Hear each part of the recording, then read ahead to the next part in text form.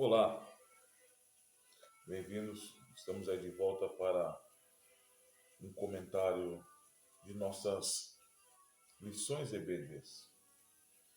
E abrindo o trimestre,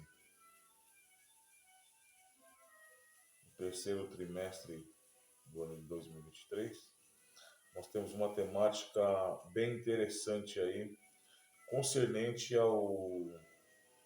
à igreja e o espírito de Babilônia. Quando nós falamos Babilônia, todos que são leitores e estudiosos da Bíblia vão entender que Babilônia é uma linguagem figurativa de um sistema. E o sistema não é simplesmente único, o sistema ele é dominante de forma geral, de forma mundial. Numa linguagem grega, é um sistema helênico. Então, nós temos que ter essa postura, havemos de entender essa questão real desse helenismo aí, desse entendimento bíblico. Nós temos que ter esse vislumbre aí. Babilônia, os significados de Babilônia. Quando nós olhamos para Babilônia, para muita gente, quando eu entrei no evangelho que eu me converti, as pessoas falavam que estava envolto a igreja católica. Mas na realidade é todo um complexo, não tem nada a ver diretamente com a igreja católica, é todo um complexo mundial. E quando você fala nesse sentido, você está falando da entidade. E a entidade em si não consterna nada. Mas o sistema diz que a Grande Babilônia é a mãe das prostituições. E quando nós olhamos para a linguagem prostituição, não é somente no sentido literal da palavra. Fala no sistema corruptível de dominação, de opressão, de dominação do humano.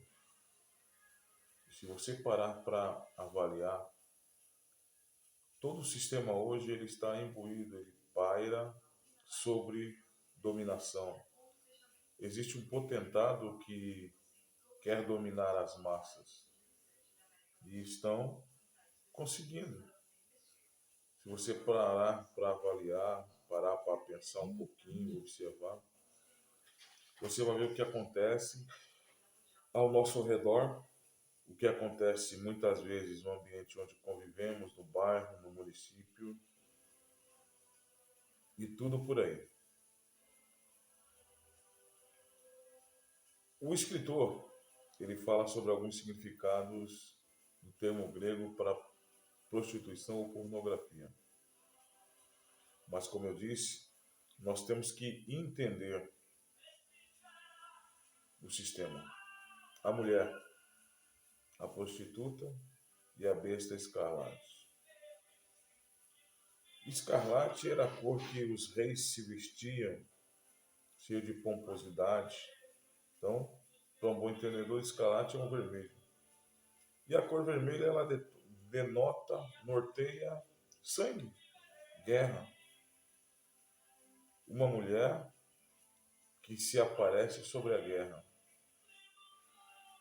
É uma imagem figurativa, uma imagem feminina de uma mulher que está sobre a guerra. E esse espírito tem dominado o mundo, a sociedade. Se nós olharmos com os olhos espirituais, pararmos sobre a reflexão, nós vamos começar a entender isso. Mistério, a Grande Babilônia. Novamente, quando nós vemos esse tópico 3, ele está falando de mistério. E todas as coisas que estão incutidas nesse sistema. O interessante é que as coisas estão muito paulatinas e evidentes aos nossos olhos. E se você começar a olhar a cada detalhe, a cada lição, a cada ponto, a cada pista que é dada, você vai entender melhor tudo isso. Existe uma tese aí que fala sobre uma outra mulher para Adão e a tese de Eva e da serpente. Para muitos, o diabo é um bicho com chifres, mas se você for ver na alegoria, na própria exposição da Bíblia, é uma serpente. Uma serpente não é como a cobra que anda.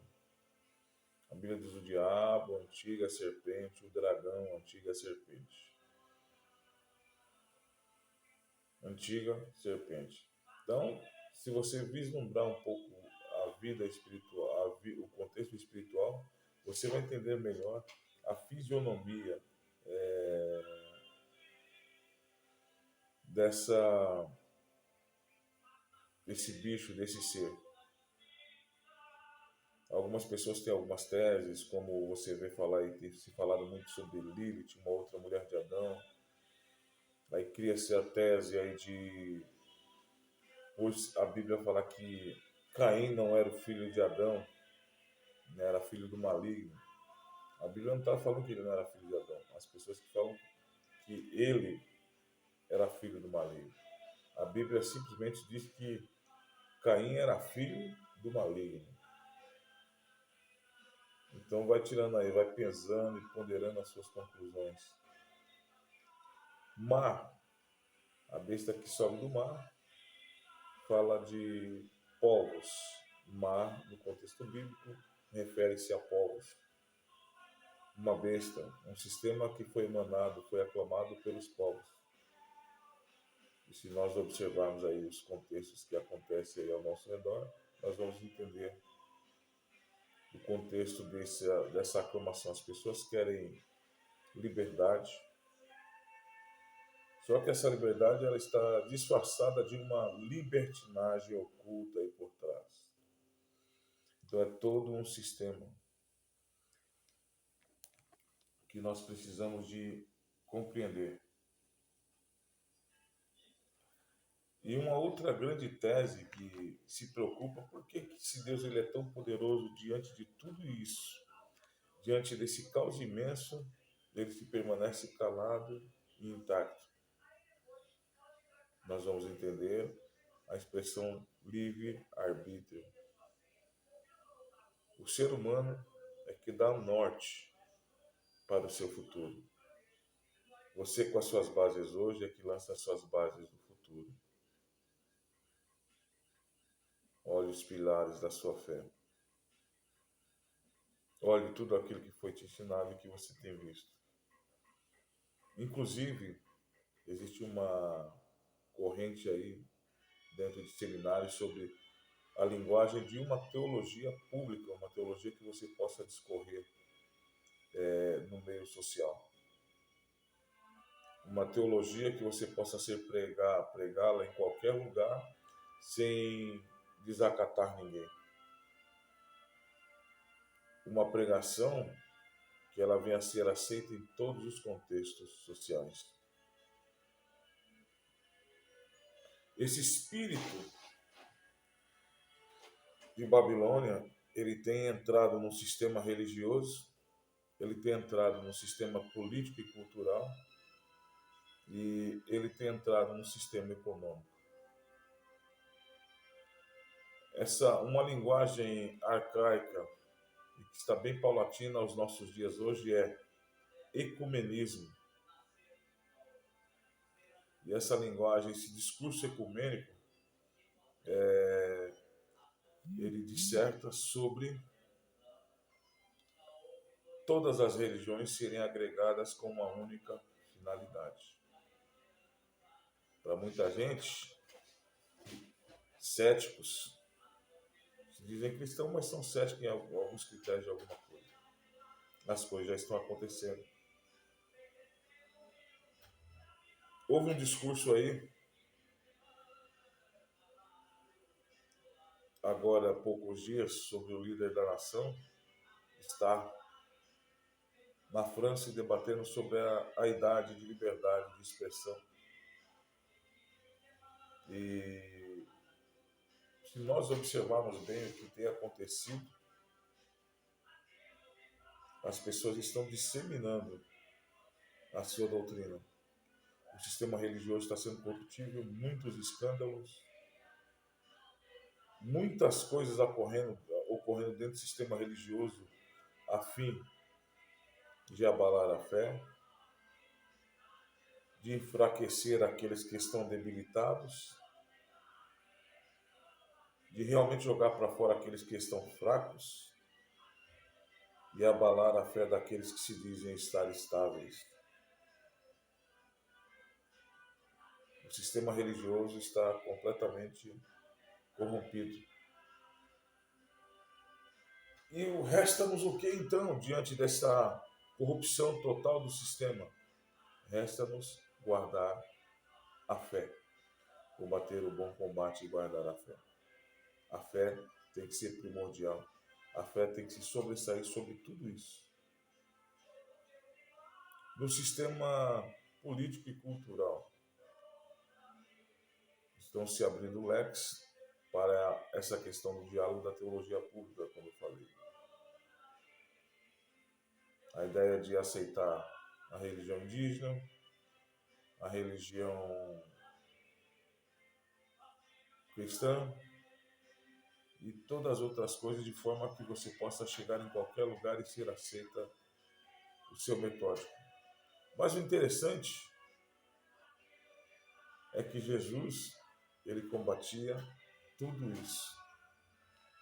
No sistema econômico, nós estamos vendo aí a questão da criação da moeda única. E o interessante é que muitas pessoas acham que ia ser uma única nota, mas a moeda única está bem aqui, ó, forma digital. Espécie física se acaba e cria-se uma moeda digital. A posição da igreja diante do espírito de Babilônia é uma ortodoxia, crer no que é verdadeiro. De volta à ortodoxia. E crer no que é verdadeiro também é uma coisa que eu costumo dizer o seguinte: quando você crê, quando você professa um cristianismo, você tem que estar declaradamente aberto e entender que você tem que ter dúvida. Aí a gente entra naquele conceito do método cartesiano. Então tem algumas coisas no conceito de fé que você tem que pesar, ponderar e duvidar. Existem outras coisas no âmbito da fé que crer também é pensar.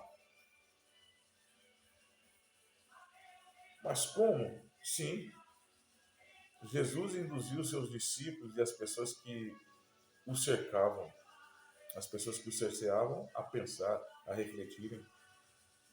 Um exemplo claro é quando ele diz: olha,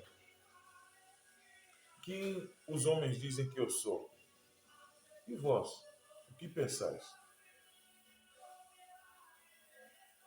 E alguém chega e levanta uma pergunta: os sinais de João era de Deus ou era dos homens? A pergunta de Jesus ao povo, diante de uma pergunta meticulosa daquele povo, uma pergunta maliciosa, Jesus simplesmente levanta: os sinais de João era de Deus ou dos homens? Incitando o povo a pensar. Então, crer, declarar-se cristão, declarar ter uma base de fé, é pensar. E a gente só pensa a hora que nós vamos para a Bíblia. Nós só começamos a ter um leque de visão, um leque de aprendizado maior, quando nós começamos a olhar a Bíblia. Então, a posição da igreja é formar o caráter cristão. Induzir a cada crente, a cada jovem, a pensar, a buscar o conhecimento, a se debruçar sobre a Bíblia. Não negociar a sua ortodoxia, a sua fé, a sua fonte de fé. A fé é o meu ápice. A fé é o meu ponto inicial de partida. Mas eu preciso conhecer as coisas, aquilo que está ao redor, esse contexto da minha fé. E fazendo uma leitura do mundo hoje, essas posições são inevitáveis e não podem ser oneradas. Não negociar a sua ortodoxia, formar o caráter cristão, que também é uma coisa que está em jogo, a educação cristã, e trazer a mensagem aguardando a volta gloriosa de Jesus Cristo. Que você tenha uma boa aula nesse trimestre, a revista está muito boa e todos que adquiriram, debrucem sobre ela, leia ela pelo menos uma vez na semana. Deus abençoe as